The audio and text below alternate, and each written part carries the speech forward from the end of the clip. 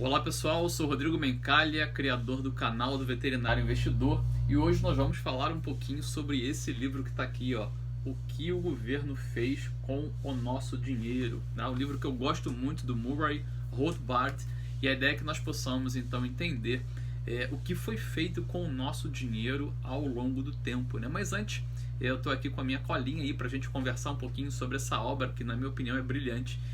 Talvez o dinheiro seja um dos temas mais polêmicos, né, de toda a nossa economia, tá? Então nós vamos pegar esse livro aqui do Murray, do Rothbard, para a gente poder então conversar bastante sobre a criação, a origem do dinheiro e o que o governo está fazendo com o nosso dinheiro nos dias de hoje.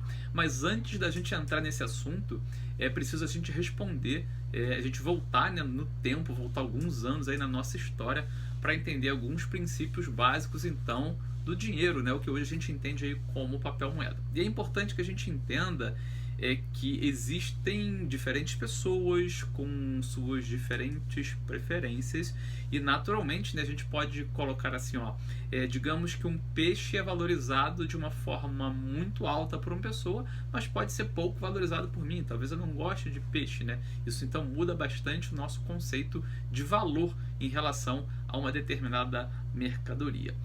Segundo, que a preferência dessas pessoas também podem variar dependendo da sua condição. Então, por exemplo, né, uma garrafa de água ela vale muito mais no deserto do que, por exemplo, aqui na minha casa, né? Talvez eu hoje dê um valor muito menor a uma garrafa de água do que alguém que esteja passando por uma necessidade aí hídrica no meio do deserto, por exemplo. Portanto, pessoal, como as pessoas valorizam itens, né?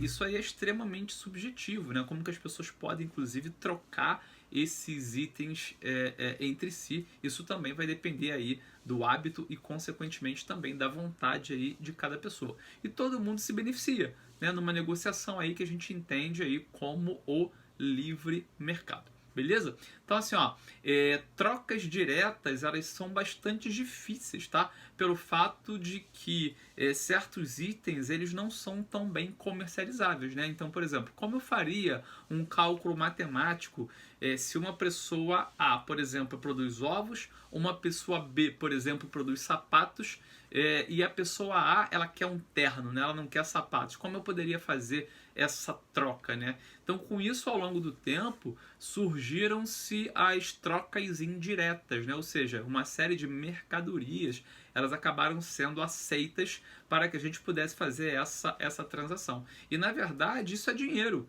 Tá? Então, dinheiro nada mais é do que uma mercadoria, dinheiro nada mais é do que uma moeda de troca para que eu possa realizar essas trocas indiretas, né? Ou seja, quanto que é o equivalente de uma dúzia de ovos no que diz respeito, por exemplo, a um terno, né? Então, a gente precisou, ao longo da nossa história, ter uma mercadoria que a gente pudesse aí inferir um valor para fazer essas trocas indiretas, né? Então muitos produtos eles já foram usados ao longo da história da humanidade, né? Todo mundo já ouviu falar do sal, do próprio tabaco, do açúcar, do cobre e mais recentemente na nossa história mais moderna o ouro e a prata talvez tenham sido essas duas moedas, né? O ouro que sempre teve mais valor do que a prata até nos dias de hoje, tá? Então assim, pessoal, o dinheiro ele não possui um valor intrínseco, né? Na verdade, o seu valor ele é o poder de compra para o consumo de determinado item, ok? Então, o que vai determinar esse preço aí do dinheiro? É essa oferta de unidades no mercado, né? É o livre mercado que vai definir quanto que vale o real, quanto que vale o dólar, quanto que vale a libra esterlina, por exemplo, o euro ou qualquer papel moeda que nós tenhamos hoje no século XXI. Bom, então assim, ó, um aumento da quantidade de dinheiro no mercado, ele não deixa a população mais rica. Isso é muito importante que você entenda. Falamos no vídeo anterior sobre inflação. Então não adianta ter mais dinheiro circulante, tá? Os preços, eles acabam se ajustando pela lei da oferta e da demanda, né? Então um dos maiores erros que existe hoje pelos governos é a impressão do papel moeda. E assim, ó, na época, já que a gente falou aí de alguns itens de troca, como ouro, por exemplo, era extremamente difícil transportar ouro, não era prático, era incômodo, né? Então começou-se a surgir na época os armazéns de ouro, que na verdade eram os bancos, né? Então aí criou-se a ideia desses bancos, tá? Que eles cobravam uma taxa para armazenar o ouro, né, aquele ouro em cunha, e emitia recibos. Tá? Esses recibos, que eram recibos de armazenagem, eram as cédulas. Né? Então, as primeiras cédulas que hoje nós chamamos aí de papel moeda, poderiam então ser transferidas entre as pessoas, tornando assim ela como um substituto do ouro, tá? Então a criação aí desses recibos facilitou de fato, né, de modo que as pessoas não precisassem transportar o ouro, né, que era extremamente incômodo, pesado, né, e com risco aí de roubo, por exemplo. Então começou-se a ideia desses recibos. Qual foi o grande problema disso tudo, pessoal? Acontece que os bancos, né, eles passaram a emprestar esse ouro, tá, dos clientes. Então imagina assim, ó, você deixava seu ouro no banco, o banco te dava um recibo e você estava lá trocando esse recibo aí como mercadoria, né? Virou o seu dinheiro. Só que o banco pegava o seu ouro que estava lá e começou a emprestar para terceiros, tá? Então dessa forma o que aconteceu? Os bancos começaram a criar dinheiro do nada, ou seja, eles começaram a lastrear o ouro, eles começaram a fazer a emissão de mais recibos, de modo que esse empréstimo ele se dava através de pseudocédulas, tá? Já que a ideia era o seguinte, né? Ó, eu deixei uma quantidade de ouro aqui, você me deu um recibo, o meu ouro fica guardado lá e eu passo a negociar esses recibos. E à medida que eu negocio um recibo, a outra pessoa tinha direito de ir no banco lá e pegar o ouro que não era mais meu, que eu já tinha passado para outra pessoa, né? Então o banco começou a criar essas pseudocédulas. Então o ouro que estava no banco, ele não era mais totalmente matematicamente perfeito. Por quê? Essas cédulas, na verdade, eram pseudocédulas. Então eu tinha mais cédulas circulante do que ouro propriamente dito no banco, né? Então o dinheiro, pessoal, ele começou a ter uma série de problemas naquela época, né? Então só para a gente pontuar, o dinheiro então ele possibilita todas as transações que nós sabemos aí até no mundo contemporâneo.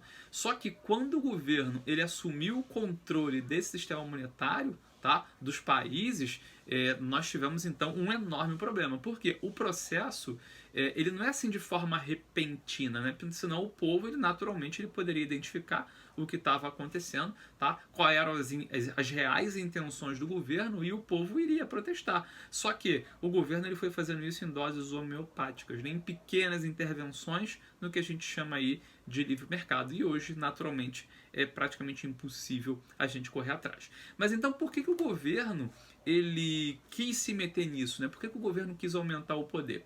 Assim como qualquer empresa, qualquer pessoa, qualquer entidade, os governos também querem aumentar as suas receitas, né? Então, na verdade, o governo ele fez isso para aumentar a receita, ele captar mais recursos, né?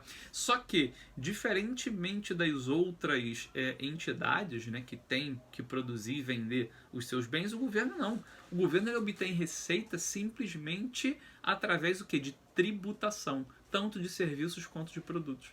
Então, olha o grande problema que nós temos hoje, né? Porque assim, ó, aumentar tributo é uma medida impopular. Né? A gente sabe disso, né? Nós brasileiros estamos com uma carga tributária altamente estrangulada, né? O brasileiro está estrangulado de tanto imposto que paga. Então o que o governo entendeu? Que era mais fácil ele criar a inflação, ele desvalorizar o dinheiro. Então ele começa a produzir mais papel moeda, tem mais dinheiro circulando na população, tá? Então tem mais dinheiro circulante hoje em dia e naturalmente o preço das coisas passam a ser mais caro. E aí a gente vai entender que como cada item, né, cada produto, cada serviço tem uma alíquota, à medida que esse serviço ou esse produto aumenta de preço, naturalmente o governo passa a arrecadar mais também. Então isso é o grande problema, falamos disso no vídeo da inflação. Então é o seguinte, pessoal, a inflação acontece justamente através dos armazéns do dinheiro. Quem são os armazéns? Ou os bancos, que criam recibos, né, que são as cédulas, sem nenhum tipo de lastro em ouro. Hoje o lastro em ouro não acontece mais, né? Isso já acabou há muito tempo.